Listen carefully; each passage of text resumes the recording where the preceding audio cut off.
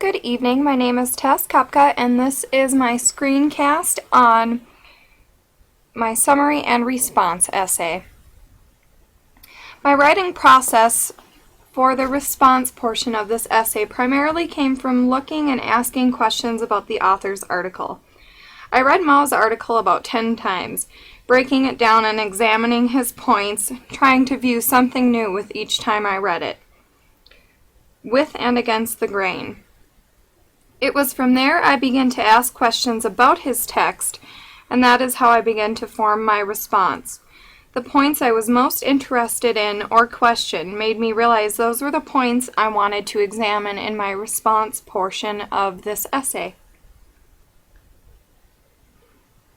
I believe a reader of my summary and response may take away that while I support Mao's theory that to make a difference, we must be optimistic,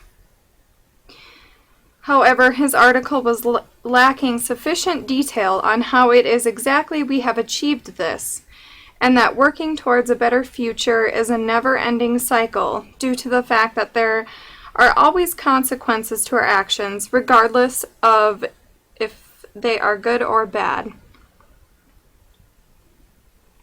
I struggled with the rhetorical aspect of this essay. It was finally on my 4th or 5th read I started to examine this essay in rhetorical form and questions, as this essay brought a lot of personal opinion I had it was pretty hard for me to look past. I feel as though my thesis statement is weak, as I also struggled in writing this thesis.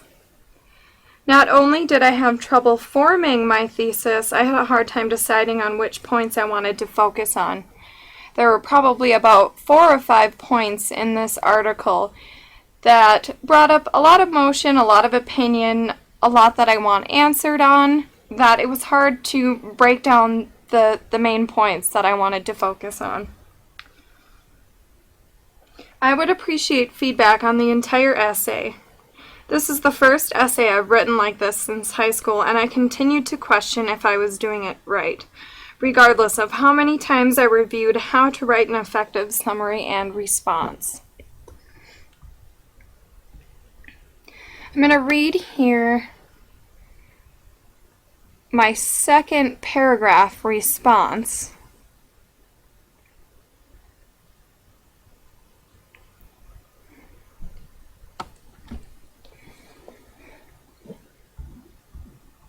Mao's objectivity on optimism also leaves his article in short supply of a counter-argument. Mao seemingly ignores the fact that there are consequences to these accomplishments we have made. Consequences that are plaguing our society and environment almost as much as the accomplishments are helping. Mao only mentions in passing that the greatest challenge we face as a global culture, sustainability, is a consequence of our success, and leaves it at that. Mao fails to mention the consequences from our ability to now feed 6 billion people. The example, the depletion on our environment from needing more farmland, the carbon monoxide entering the atmosphere from manure on factory farms, the genetically modified crops and pesticides we ingest and their effects on our health, just to name a few. Mao's argument that we now have the technology and ability to live longer and stronger ignores the consequence that we are going completely against nature's natural selection. We are shoving our bodies with synthetics to fight disease instead of letting our immune systems build and create their own antibodies, consequently allowing virus and bacteria to mutate into a different strain, perhaps one that we do not have a cure for. By making our bodies dependent on outside stimuli, we are essentially reprogramming our systems from something we were already built for. I chose to read this passage from my summary and response essay for the fact that it had to do with me mentioning earlier the strong opinion I had in reading this article, as Mao made strong arguments for all that we have achieved and how far we have come in comparing to where we were at 50 years ago.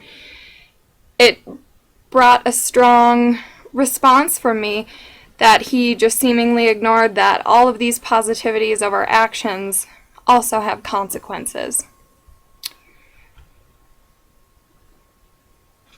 Thank you.